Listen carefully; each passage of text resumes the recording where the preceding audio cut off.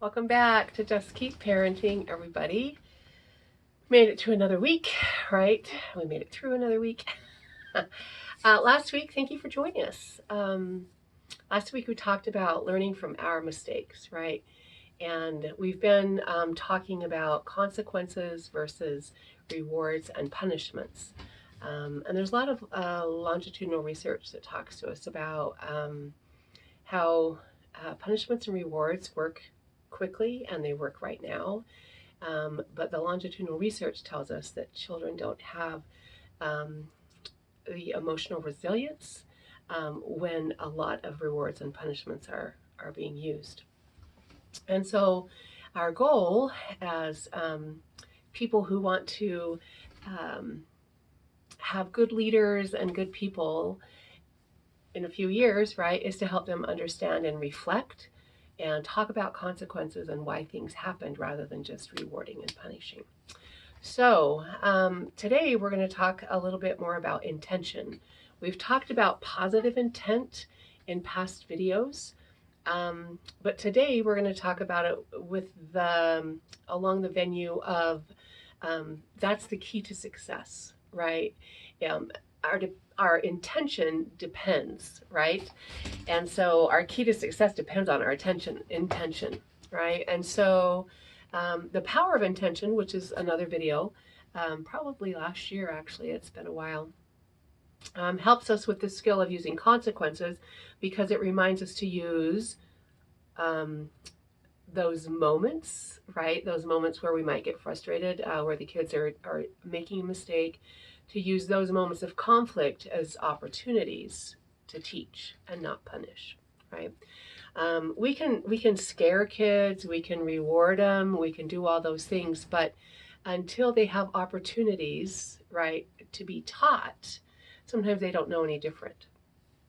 And so even as adults, we've experienced the consequences of overeating, overdrinking, and yet, we're like, I'm never going to do that again. It was just too much. And yet sometimes we do it again, right? And so other times we're like, no way, and we don't do it again, right? And so why the difference, right? Why the difference? Why sometimes we can stick, we can be committed, right? And other times we're not, right? And so the answer to that question is whether we do it again or not. It lies in our intentions,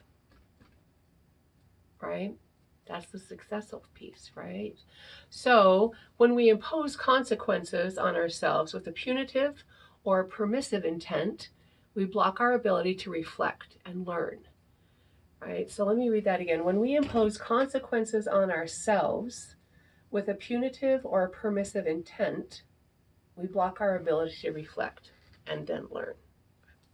So instead, we start playing the blame game. Well, I was at this wedding and I had to have it, right? Or, well, they made me do it. I was peer pressured into it, right? We have all these blame games that we play, right? Whether it's with ourselves, right?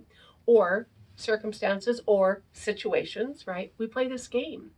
And it blocks positive change because it focuses on finding fault instead of finding solutions. And I love that. I love that piece that it's like, okay, I can blame this on anybody, right?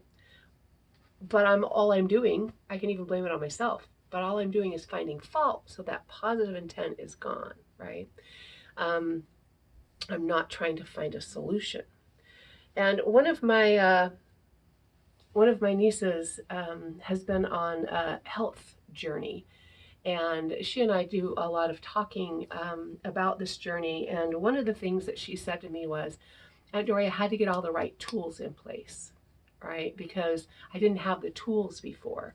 And that just kind of made me think about parenting. It's kind of the same thing. We have to have tools in our back pocket about teaching. We have to have tools in our back pockets to be able to deal with the things that happen to us, right? And when the tools are in place, then we're better equipped to deal with the situations that happen to us.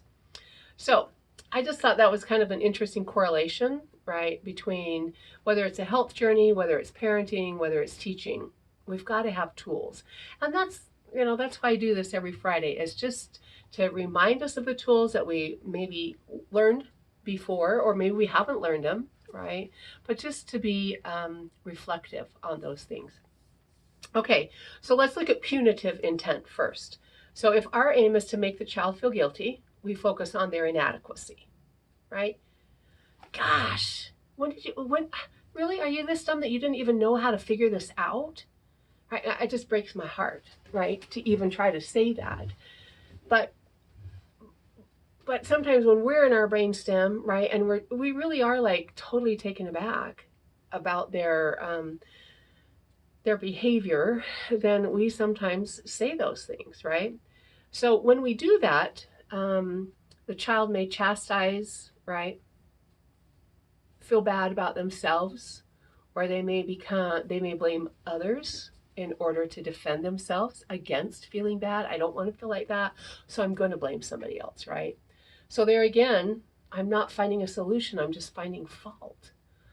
So neither of these scenarios, right, inspire the children to reflect. It's like, okay, yeah, I guess I am dumb like you said I am, or I guess I can't do this, right? There's no power of yet in there, right? There's no opportunity to say, wait a minute, I can try this a different way. Wait a minute, I can try this again. Wait a minute, I can watch somebody else do it. All those different ideas of helping children to learn just get walled. They just get stopped right there, right? So feeling bad about something doesn't stop the behavior, right? So I can feel bad about lots of things, but I don't stop the behavior sometimes. So think about that in your own life, right? On page 192 in our book that we're using, they give a scenario, and I just love this scenario. The mother of a 9-year-old child had told him repeatedly to keep his bicycle out of the driveway and store it in the garage. He consistently forgot, and finally the bicycle was hit by a car, right? So the punitive response is, remember, we're trying to make them feel guilty. You didn't listen, and now look. Don't cry to me about it. You will not watch TV for a week, and you can go without a bike.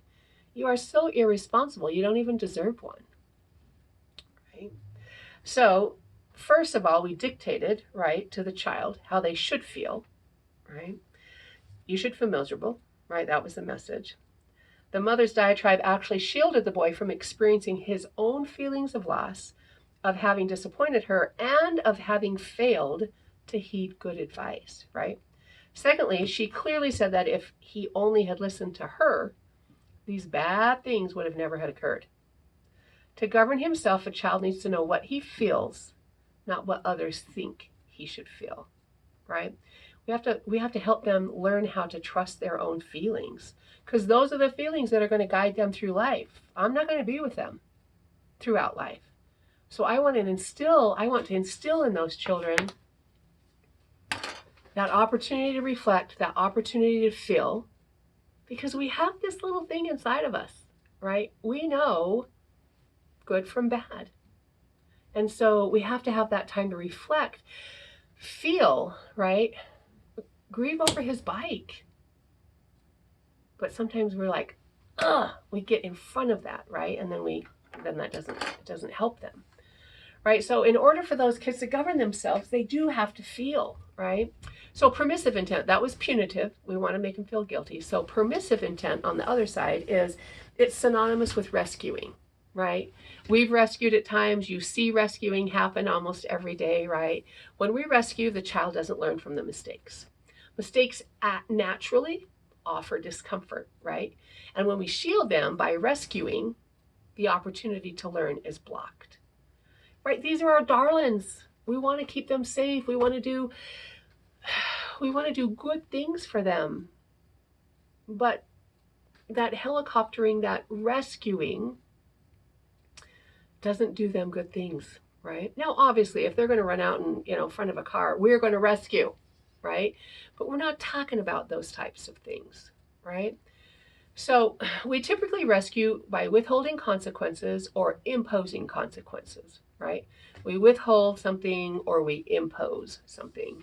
So on 193, back in the book again, the situation, right? So the car, the bike, the bicycle's been out and left by a car. So rescuing, right? If we were to rescue, we were to withhold consequences. Look at your bicycle. Oh, honey, don't cry. I tried to warn you, but it will be all right. The child cries and carries on until the mother says, we're just going to buy a new one, right? So we've withheld the consequences. And then another one, when we impose the consequences, is a different scenario. But it's dinner time. The menu consists of hamburgers, peas, and rice. The whole family knows that Jacob likes only cheeseburgers, but on this night there was no cheese in the house. The evening plan is to have dinner and then go to the park for a pumpkin lighting ceremony, right? So here's the scenario. Jacob announces, I'm not eating this. I only eat cheeseburgers. His mother responds, I don't have any cheese. Just eat your hamburger. Then we can go to the pumpkin lighting ceremony. Jacob flatly refuses. His mother's worried about him being hungry and cranky at the park. We don't like the hangry stuff, right? So she says, eat the burger or we won't go to the park, imposing a consequence. He responds, I don't care. I'm not eating it. The power struggle continues until she finally says, you decide, eat the hamburger or we go. And we go, or don't eat it, and we stay home. Imposed consequences. Jacob's sisters who love the ceremony are going off the deep end with their fate riding on Jacob's clean plate. In the end, the family stays home. Okay, so she followed through, right? And some people argue that. Well, she followed through. Yeah, she did. But the permissive intent there was the fact that one didn't have anything to do with the other, right? And so we have to think, okay, what's the natural consequence? He goes without dinner, right? Yes, he may be hangry at the park, but we want the natural consequence, right, to be in there, and there was no room for that, right? He didn't get hungry, but everybody else had to abide by the imposed consequence, right?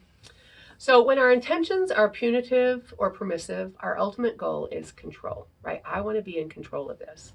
So as we dictate or shield our children's feelings, we cut them off from their own feelings, which would have resulted naturally from their choices. So that's where that natural consequence comes from, right? Is if we don't shield, right, and we don't cut them off, then naturally there's things that will happen. So these children never got to feel the emotions about being careless or hungry at the park, right? Going back to the scenario. Both cases, the parents took charge of what the child would feel. These children will lack the essential emotional equipment to decide if they're on or off course, because somebody is always telling them how they're feeling, right? So lasting behavior, my friends, comes from us helping children stop and reflect. As we stop and check our intention, right, it may help us star. Now, many of you may not know how to star, but Becky teaches us that star means stop, take a deep breath, and relax. So we often sing, just stop, take a deep breath, and relax. I have kids that sing it. I have parents that sing it. I have students, BYU students that sing it, right?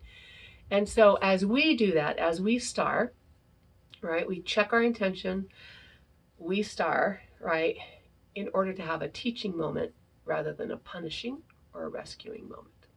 So check it out this week. See how it works for you. See how it feels. See how it, just if you can stop, right? One of the things we talk to the teachers about is when we have certain words that we try to get them not to say in a teaching situation.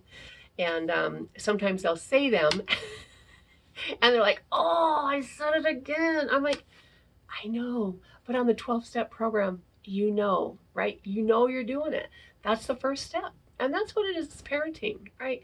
We know, it's like, okay, I'm just aware. I'm aware that this is how many times it's coming out of my mouth. Oh, yep, I'm trying to rescue here. I need to rewind, right? Oh, yep, I'm trying to make them feel guilty, right? So I need to rewind. That's what it's about. Learning is about growth.